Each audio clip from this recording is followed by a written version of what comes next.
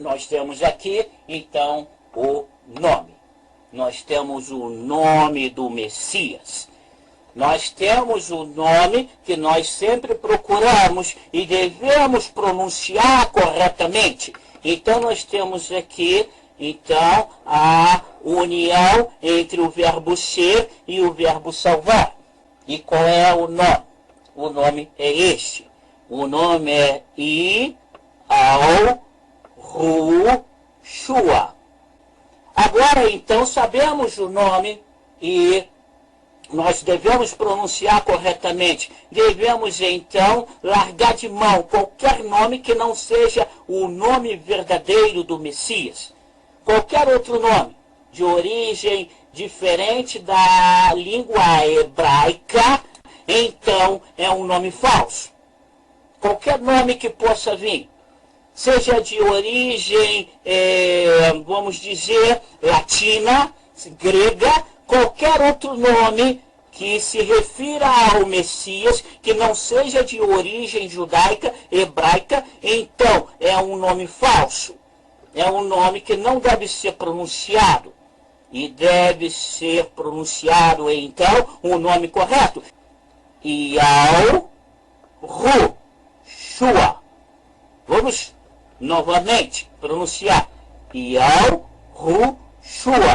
Este é o nome correto. E se você quer realmente pronunciar o nome correto, lembre-se, o seu nome é o seu nome. Você não pode trocar de nome se você mudar de nação. Você não pode trocar de nome se você for passear, por exemplo, na Rússia, na China, no Japão, nos Estados Unidos. O seu nome será sempre o seu nome. E o seu nome não deve ser mudado, porque o documento que você irá usar na sua carteira, o seu documento de identidade, sempre será o seu nome original, da nação aonde você nasceu e da forma correta como deve ser pronunciado. Lembre-se disso e pronuncie corretamente o nome do Messias.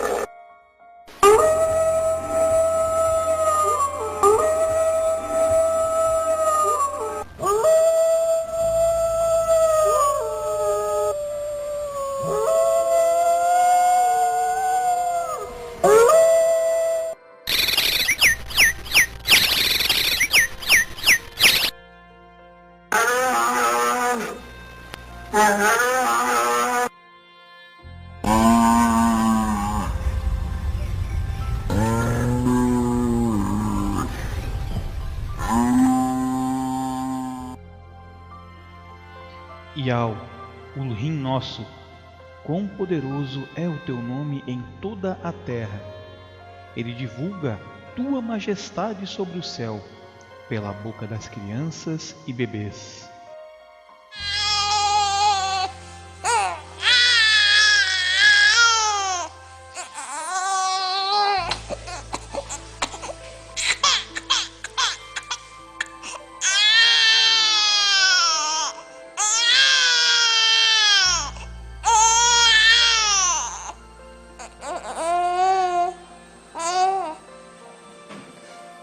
Tu firmastes qual fortaleza contra os teus adversários, para reprimir o inimigo e o vingador. Quando vejo o céu, obra dos teus dedos, a lua e as estrelas que fixaste, que é o homem para deles te lembrares, e um filho de Adão para vires visitá-lo? Eu fizeste pouco menos do que um ser supremo, coroando-o de majestade e beleza, para que domine as obras de tuas mãos, sobre os seus pés tudo colocaste. Ovelhas e bois, todos, e as feras do campo também, a ave do céu e os peixes do mar, quando percorre ele as sendas dos mares. Iau, Ulrim nosso, quão poderoso é o teu nome em toda a terra.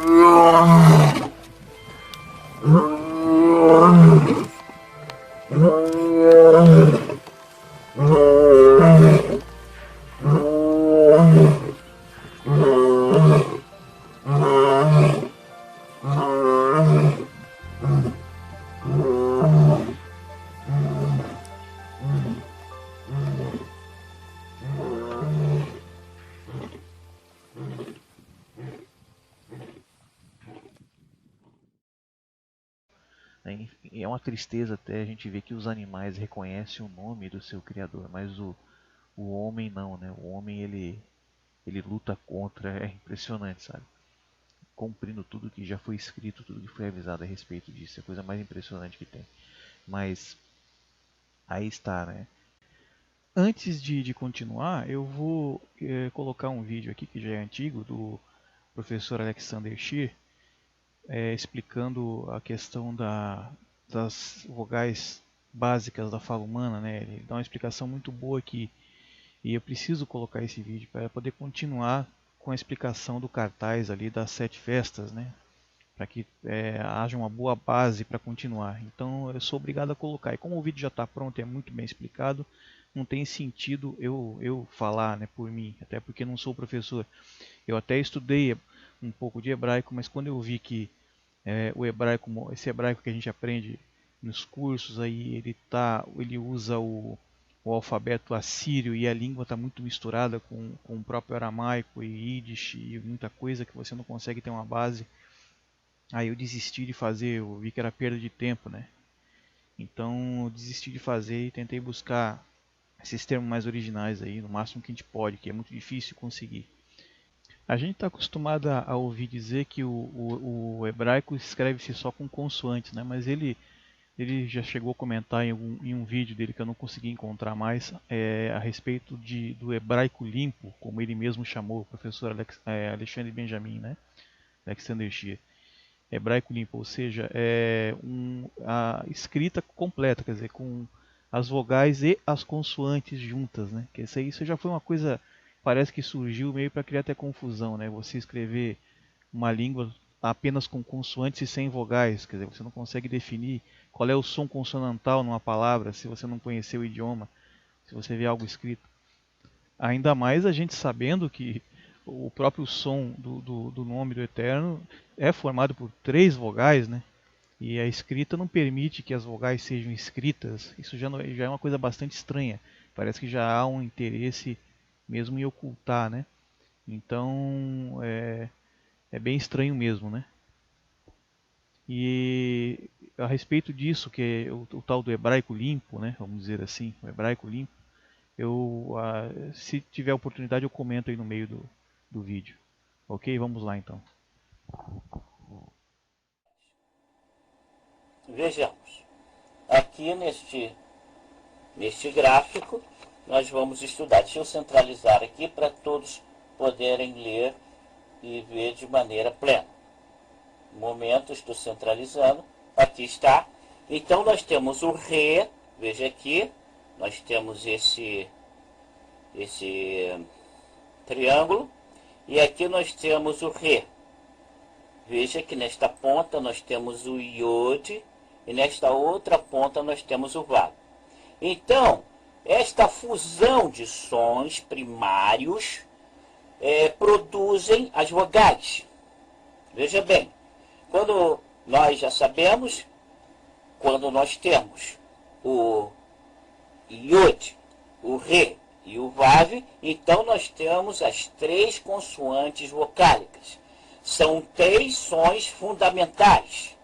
Veja bem, se nós pegarmos, então, o Re e adicionarmos com Yud, nós teremos, então, A mais I. Então, se você fundir essas 2 vogais, nós temos a vogal E. Se nós pegarmos o Re e mais o Vav e colocarmos A mais U, então nós temos a vogal O. Sons primitivos que produz as vogais. Vejamos. Então, de A mais I, nós temos a vogal E. De A mais U, nós temos a vogal O. Agora, observe uma coisa. Observe que nós temos, então, nessas 3 consoantes vocálicas, nós temos, então, aqui o início do som, o início de como se começa a pronunciar algum som, como se começou a pronunciar os sons em todas as línguas. Vejamos, então, uma nova explicação. Vejamos aqui uma outra explicação. Vamos, então, centralizar aqui a página para todos compreenderem de maneira plena. Veja que os sons fundamentais, na realidade, eles são a base do tetagrama. Veja que aqui está o tetagrama. Veja o Yud, o Re, o Vav e o Re. Então, nós temos esse Re final. Nós temos que nos lembrar que o Aleph e o Re, no fim da palavra, no fim das palavras, eles são mudos. O Re é mudo no fim de uma palavra. Então, nós temos basicamente aqui essas 3 vogais. Nós temos o Yud, nós temos o Re e nós temos o Vav. Ou seja, nós temos o I, nós temos o A e nós temos o U. Então, esta é a base do tetagrama. Nós temos a vogal I, a vogal A e a vogal U. Então, veja que este Re é um Re final. Lembre-se, no fim de uma palavra, o Aleph e o Aleph e o Re, eles são mudos. Lembre-se, sinais massoréticos não são letras hebraicas. Não devemos colocar sinais massoréticos em letras hebraicas. Sinais massoréticos são apenas acessórios, não são letras hebraicas. Então, nós temos, na realidade, aqui o tetagrama sem nenhum sinal massorético. É desta forma que devemos escrever o tetagrama, sem nenhum sinal massorético. Lembre-se, sinais maçoréticos não são letras hebraicas. São apenas acessórios para aquele judeu que está fora de Israel e quer aprender a ler e a escrever hebraico. Então nós temos a base. Tirando este remudo, nós temos então no tetragrama o Yud, nós temos o Rei, nós temos o Vav. Ou seja, nós temos o I, nós temos o A e nós temos o U. Yau. Vamos passar então para uma outra explicação, mas antes, lembre-se, esses são os sons primitivos, os sons primários. Agora, passamos então para uma outra explicação. Vejamos aqui, se nós formos fazer uma transliteração, então nós temos aqui, nós temos o Yud, que ele realmente é o I, veja, nós temos o Re, que ele como consoante seria o H, ou seja, seria o R. E nós temos então aqui o Vav, veja, que passando para consoantes ele seria um V. Isso, veja bem, é porque essas três letras são consoantes vocálicas. Agora, como vogal, o Yud, como vogal, o Yud, este Yud, ele é um I. Como vogal, este Re, ele é um A. E como vogal, veja que este Vav, ele é um U.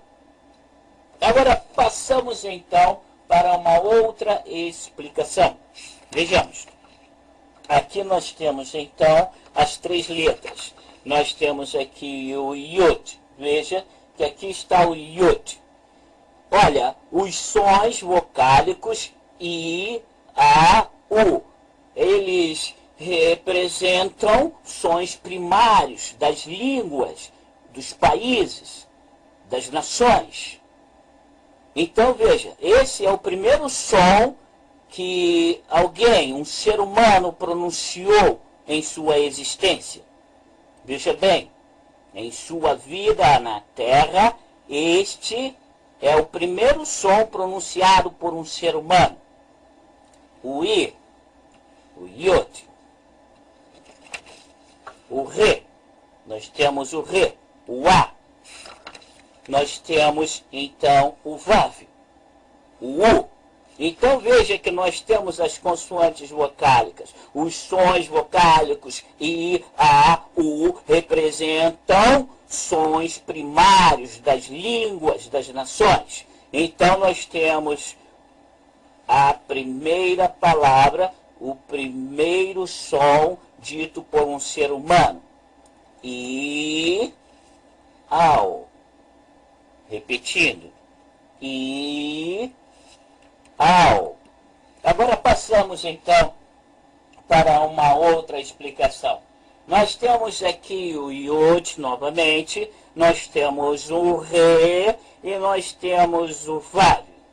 Agora vejamos, sons primários das línguas. Veja bem, sons primários das línguas. I, A, U. Os outros sons representam, na realidade, representam uma combinação dos sons primários. Os outros sons das vogais representam, então, uma combinação desses sons. Então, vejamos, ou seja, representam o tetragrama.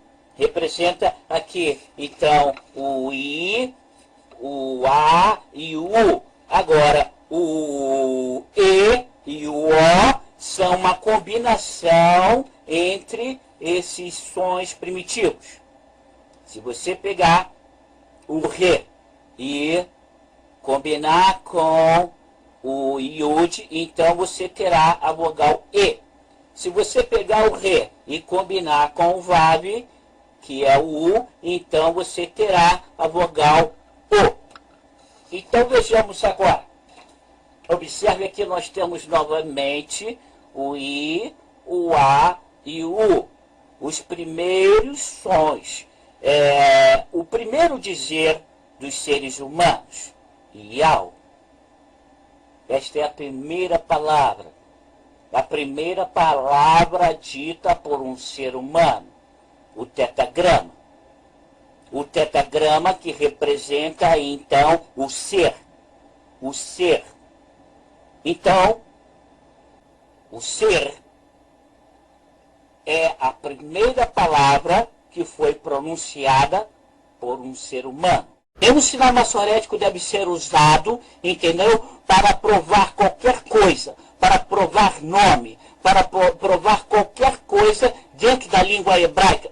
Mas sim, deve ser usado só para o aprendizado do hebraico, não para provar documentos sobre nome ou qualquer outra identidade, seja do Messias ou de qualquer outro nome.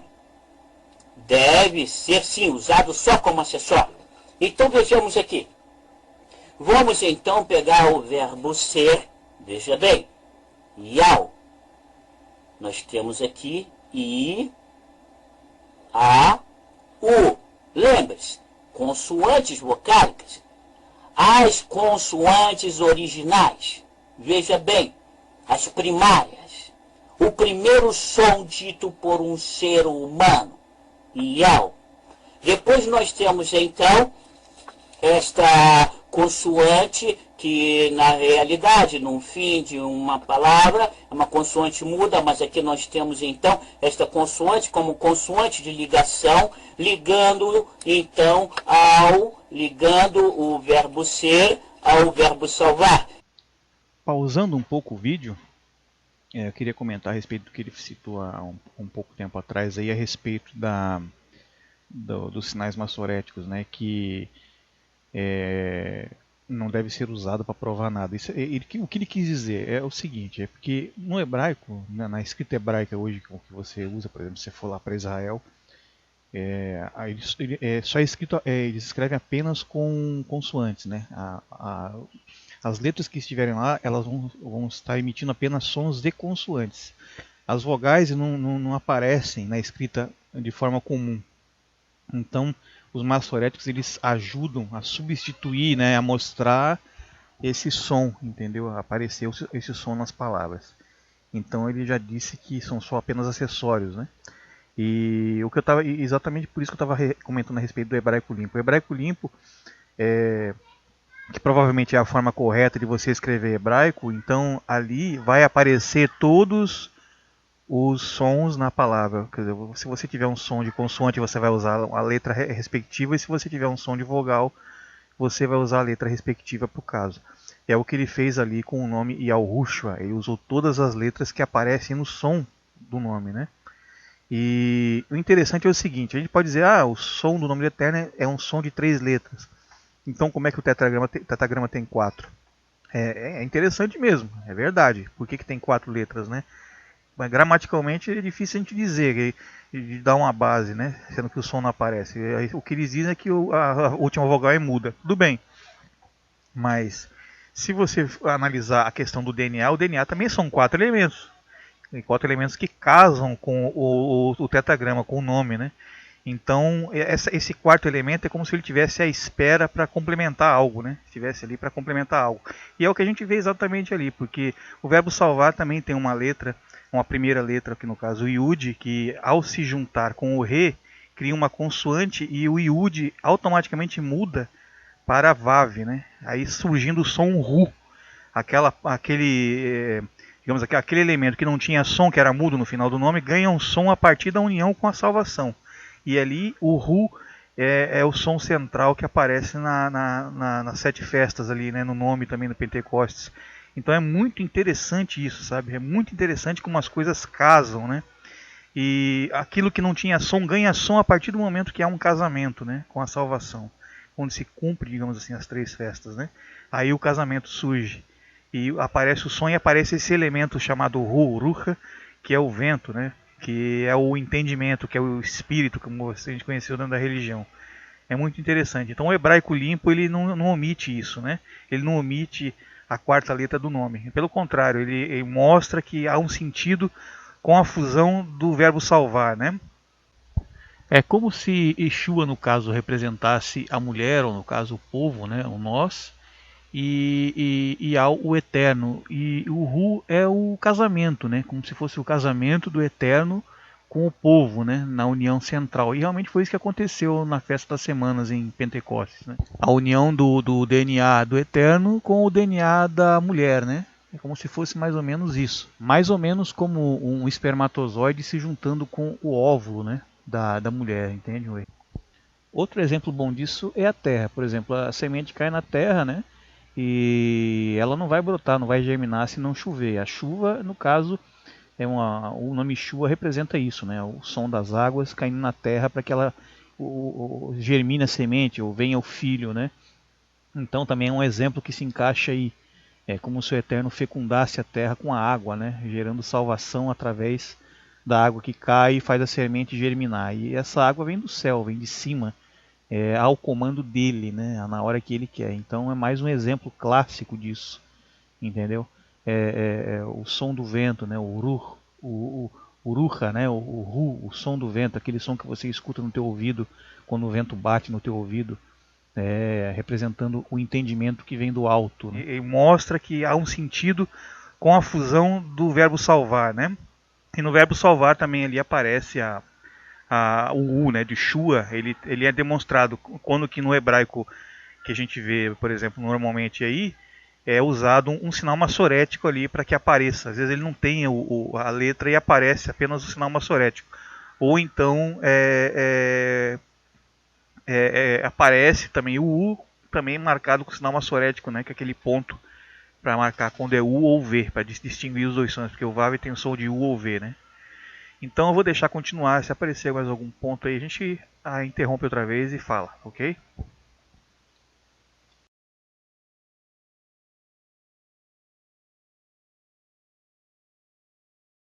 E como primeira letra, então, do radical do verbo salvar, nós teríamos que ter aqui o Yud, mas não temos. Por quê?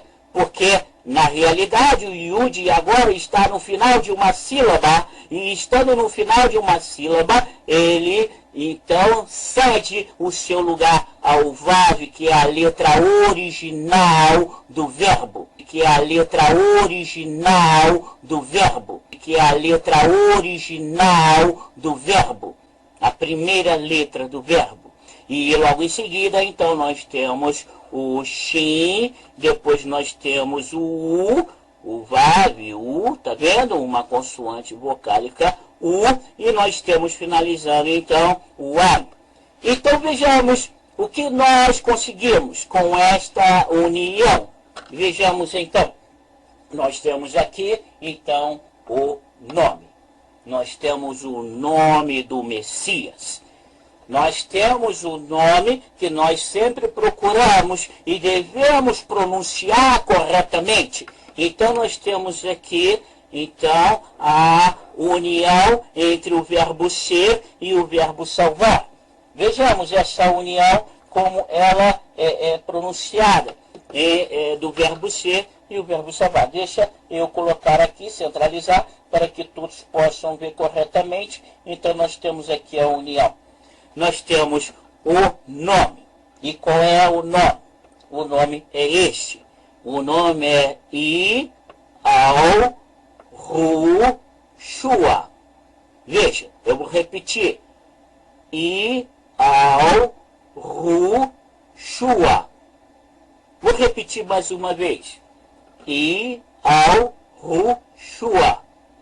Agora, então, sabemos o nome e nós devemos pronunciar corretamente. Devemos, então, largar de mão qualquer nome que não seja o nome verdadeiro do Messias. Qualquer outro nome de origem diferente da língua hebraica, então é um nome falso. Qualquer nome que possa vir, seja de origem, vamos dizer, latina, grega, qualquer outro nome que se refira ao Messias, que não seja de origem judaica, hebraica, então é um nome falso. É um nome que não deve ser pronunciado.